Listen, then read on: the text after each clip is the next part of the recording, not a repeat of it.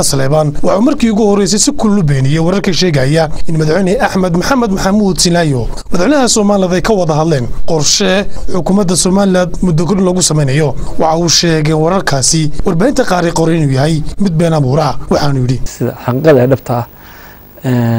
anigu kama hayno wax xoog arintaas ma jirto soo hadal qaad ama iska daa wada hadal iyo wax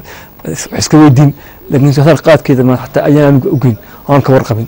ما جت هبيرتي كنا مدحينها كره هذا أرنتها هم يجوا حجويتي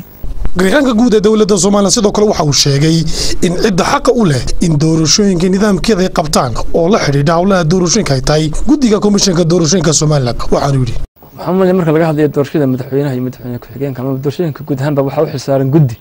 هير قرنا ولا جودي الدورشين كقرنك guddiga saa xeerku sidoo tilmaamayo maxaan filay qodobkiisa bartilmaameed xeerka doorashooyinka madaxweynaha iyo golaha deegaanka iyaga ayaa ku dhawaaqaya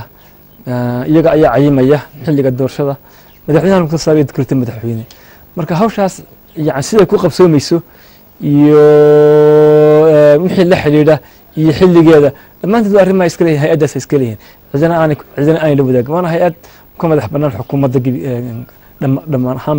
oo hawlaheedu u gudubta si madax bannaan oo aanan cidina ku fargelin ama xukuumad ama cid kale hadii yaraatee wixii loo baahdo lagu horumariyo shuruucda doorashooyinka hadii loo baahdo in la horumariyo oo ay soo jeediyeen guddiga doorashooyinka ama xukuumadda la fikirayso jeedinta way soo jeedinta ku saabsan xagga shuruucda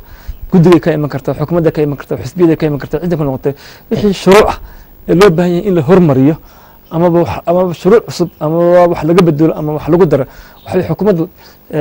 xafiiska yaqaanka qaranka uga qaabilsan kala talinteeda laakiin doorasho markay noqoto iyo hawlaheeda guddi baa xil saaran guddiga doorashooyinka qaranka